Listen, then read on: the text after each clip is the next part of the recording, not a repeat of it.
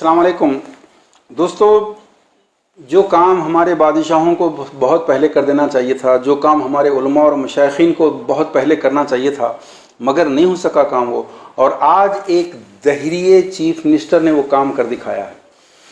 केरला के chief minister Pinarayi Vijayan ने जो बेइंतहा अहम फैसले लिए हैं। नंबर 1, जहेज़ को मिटाने के लिए तमाम कॉलेज के स्टूडेंट्स को डिग्री मिलने से पहले उन्हें डिक्लेरेशन सबमिट करना है कि वो शादी के बाद शादी में जहेज़ नहीं लेंगे, और अगर वो जहेज़ लेंगे तो लीगल एक्शन लिया जाएगा। सुभान अल्लाह। और दूसरा जो अहम डिसीजन उन्होंने लिया है वो ये है कि तमाम गवर्नमेंट एम्प्लॉयज़ शादी करेंगे तो 1 महीने के अंदर ही एफिडेविट सबमिट करेंगे कि उन्होंने कोई जहेज़ नहीं लिया है, और उस पर सास और ससुर के दस्तखत लेने होंगे। सरकारी अहकामात पर कितना अमल होता है तो आप भी जानते हैं, तो मैं भी जानता हूं, लेकिन एक ज़हरिए चीफ मिनिस्टर ने जो मिसाल कायम की वो हमारे उलमा, हमारे मशाइखीन को बहुत पहले कायम कर देना चाहिए था, क्योंकि जहेज़ बहुत बड़ा जुल्म है इस दौर का, और जुल्म हराम है, ये आप जानते हैं। ये फितना है, ये भीख है, ये गैर कौम की नकल है, ये सोशल ब्लैकमेल है। लेकिन चीफ मिनिस्टर केरला के स्टेप को अपनाते हुए अगर हम भी आज ये करें कि अपने मदरसों, अपनी जमातों और अपने सिलसिलों के अंदर इस रूल को नाफिज करें, तो देखिए जहेज़ सफ़े हस्ती से मिट जाएगा। कुरान की एक आयत याद आ रही है सूरह मोहम्मद की, कि अगर तुम फिर जाओगे, यानी अगर तुम स्टिल नाफरमानी पे अड़े रहोगे, तो अल्लाह ताला तुम्हारी जगह दूसरी कौम को रिप्लेस कर देगा और वो तुम्हारी तरह ना होंगे। ये वाक़या चीफ मिनिस्टर केरला का वाक़या इस आयत का एक सबूत है। दोस्तों, ये बात जब हम रिक्वेस्ट करते हैं उलमा और मशाइखीन से, तो जो एतराज़ात, जो बल्कि तकफीर की हद तक चले जाते हैं लोग, और हम पर ताने कसते हैं, अजीब अजीब घटिया इल्ज़ाम लगाते हैं। सबसे अहम इल्ज़ाम ये है कि भाई 3% उलमा मदरसों से निकलने वालों की तादाद 3% है, मशाइखीन की तादाद 0.5% है। 3.5% को आप टारगेट बनाए हुए हैं सिर्फ दुश्मनी की वजह से। हर मसला लेके उलमा के ऊपर आप उंगली उठाने की कोशिश करते हैं। 96.5% लोग डॉक्टर, इंजीनियर वगैरह लाखों करोड़ों का जहेज़ ले रहे हैं, आप उनको क्यों नहीं कहना चाहते ये? और जहेज़ की जिम्मेदार तो अवाम है, उलमा कहाँ से है? नहीं दोस्तों, मैं इस गलतफहमी को दूर करना चाहता हूँ। हम उलमा को क्यों ख़ास तौर पर मुखातिब करना चाहते हैं? देखिए, उलमा और मशाइखीन के इस उम्मत पर जो एहसानात है, हम पर ये एहसानात है कि हम कुछ बोलने के अगर काबिल हुए हैं तो ये इन्हीं उलमा और मशाइखीन ही की देन है, जिनके लिटरेचर को पढ़कर हमने ये सब कुछ सीखा है। लेकिन क़द ख़लत लहा मा कसबत व लकुम मा कसबतुम, साबिक़ में हमारे उलमा और मशाइखीन की अजीम खिदमात का खिराज देते हुए नई नस्ल के आज के दौर के उलमा और मशाइखीन को हर चीज़ से माफ़ कर दें, बरी कर दें, मुस्तस्ना कर दें, ये ऐसा नहीं हो सकता दोस्तों। दूसरी बात, 3% हैं, लेकिन जैसे ब्राह्मण 1% है, लेकिन 99% जहनों के ऊपर हुकूमत करता है। उनके जहनों में ग़ुलामी को ऐसे बिठा दिया है जैसे ग़ुलामी खुद एक कोई बहुत बड़ा भगवान हो। बिल्कुल ऐसी तरह हम भी कभी इस्लाम आने से पहले यही रड्डी राव थे, हमारे दिमागों में भी वही पंडित परस्ती है, जो उन्होंने कहा मान लिया। कुरान जैसा कहता है कि तखज़ू अहबारहुम व रुहबानहुम अरबाबा मिन दूनिल्लाह, कि जो चीज़ को उन्होंने हलाल किया हमने कहा हलाल है, जो चीज़ को उन्होंने हराम कहा हमने कहा हराम है, हराम मान लिया उसको हमने। आज हमारी भी यही रविश है।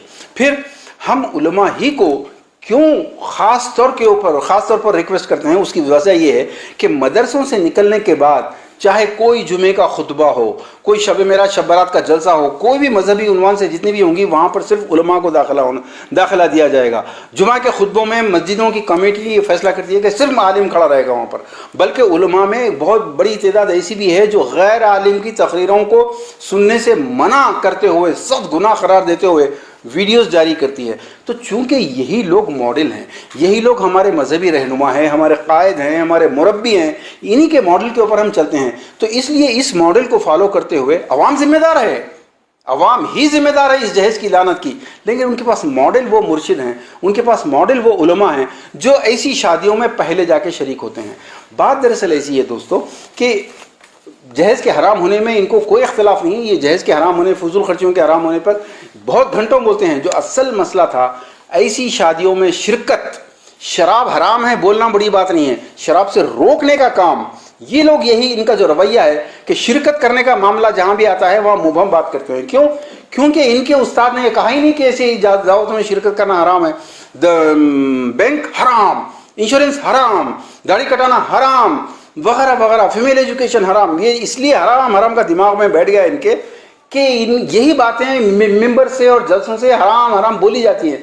لیکن ایسی شادیوں میں شرکت کرنا، میرے نبی صلی اللہ علیہ وسلم کی نکاح کے طریقے کو سختی سے اپنانا، میرے نبی صلی اللہ علیہ وسلم کی بیٹی خاتون جنت حضرت فاطمہ کی جو نکاح ہوا تھا یا حضرت علی کا ولیمہ جیسا ہوا تھا، اس طریقے پر ہی کرنا حلال ہے، ورنہ جو بھی چیزیں اس میں شامل کی جائیں گی مہارانی جودھا بائی وغیرہ کی، یہ حرام ہے، ان کو کہا نہیں گیا، ان کے استاد نے بھی نہیں کہا، ان کے استاد کے استاد نے بھی نہیں کہا۔ کیوں کہ ان کے استاد کے استاد کے استاد کے زمانے میں، یعنی ہمارے اکابرین اور اسلاف کے زمانے میں جہیز تھا ہی نہیں، اس لیے وہ لوگوں نے نہیں کہا۔ لیکن آج تو کہہ سکتے ہیں نا دوستو، جہیز کیا ہے؟ 1 روپیہ جو والدین کے، لڑکی کے والدین سے خرچ کروایا جاتا ہے وہ جہیز ہے، وہ حرام ہے، رسم و رواج کے نام پہ ہو، فرمائش سے ہو، ڈیمانڈ سے ہو، بلیک میل سے ہو، کچھ بھی ہو۔ اور جہیز کی شکلیں مختلف ہوتی ہیں، کہیں کھانا، کہیں پراپرٹی، کہیں سامان وغیرہ وغیرہ، ہر چیز یہ جہیز ہے۔ اور یہ جہیز ہی ہے جو آج پوری امت کی غربت اور افلاس کا یہ جہیز ہی ذمہ دار ہے۔ اس لیے نبی کا طریقہ جب تک کہ اپلائی نہ ہو، نہ تو وہ سنت مکمل ہوگی، اور کسی کو اجازت نہیں دی جا سکتی، اگر کسی کو اجازت نہیں دی جا سکتی کہ وہ سنت کے معاملے میں کسی بھی قسم کا کوئی امینڈمنٹ کرے، کوئی کنسیشن نہ لے۔ طارق جمیل صاحب کو اس لیے کنسیشن نہیں دیا جا سکتا کہ وہ چونکہ بہت بڑے دائی ہیں، لہٰذا وہ کسی 1000-2000 کروڑ کی شادی میں جا کے شادی کے دن کا کھانا کھائیں، جو جائز نہیں ہے۔ کسی M P M L A کو اس بات کی اجازت نہیں دی جا سکتی کہ صرف اس لیے کہ وہ قوم کی خدمت کر رہا ہے لہٰذا وہ اپنی بیٹیوں کی شادیوں پہ کروڑوں روپیہ خرچہ کر دیا جائے۔ کسی تاجر کو صرف اس لیے کہ وہ جماعتوں کو اور مدرسوں کو فنڈنگ کرتا ہے اس لیے اجازت نہیں دی جا سکتی کہ وہ جیسے چاہے منگنی سانچک کرتا پھرے اپنی سوسائٹی میں۔ کسی شادی خانے والے کو، کسی بینکٹ ہال والے کو اس لیے یہ چیزوں ان کی انکم کو جائز قرار نہیں دیا جا سکتا کہ وہ دینی کام کرتے ہیں، نمازیں پڑھتے ہیں۔ کیا ان کو نہیں معلوم کہ ان کے بینکٹ ہال میں شراب خانہ کھولنا حرام ہے؟ وہ خود بولے کہ حرام ہے۔ تو پھر یہ جہیز، یہ منگنی، یہ جوڑے کی رقم لینے والی شادیوں کے لیے اڈے فراہم کرنا، میں جانتا ہوں چونکہ اس مسئلے پر علماء کہنا ہی نہیں چاہتے، اس لیے ان کے ذہن بالکل واضح ہیں کہ جی منگنی کے لیے شادی خانہ دو، شادی کے لیے، شادی کے دن کے کھانے کے لیے جیسا بھی دو، وہ کما رہے ہیں اور مست لاکھوں کما رہے ہیں، زمینوں پہ قبضے کر کے شادی خانے بنا کے کمائے چلے جا رہے ہیں۔ لیکن کیا وہ آمدنی حلال ہے؟ قاضی، وہ نکاح جس میں نقد مہر نہیں ہے، میرے نبی کی سنت میں کوئی نکاح ایسا نہیں ہے جس میں ادھار مہر رکھا گیا۔ کیا وہ نکاح، کیا وہ انکم حلال ہے جو وہ کما کے لے کے جا رہا ہے؟ دوستو مختصر یہ ہے، شدت پسندی بہت خطرناک چیز ہے۔ شدت پسندی کی وجہ سے قومیں برباد ہوتی ہیں۔ اللہ کے نبی نے اتنا اچھا طریقہ دیا نکاح کا کہ اس سے زندگی آسان ہو جاتی ہے، اکنامی آسان ہو جاتی ہے، مورالٹی آسان ہوتی ہے، گھر بکنے سے بچتے ہیں۔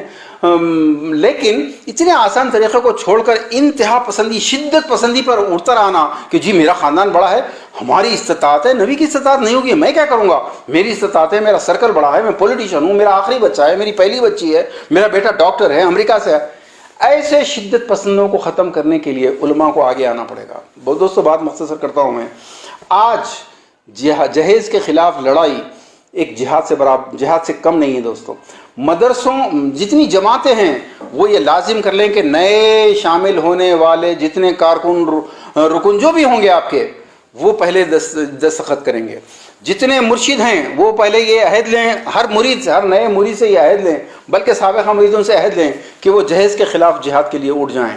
جتنے مدرسے ہیں وہ تمام طلبہ، مولوی، عالم کامل وغیرہ کے لیے داخلے سے پہلے یہ لکھوائیں۔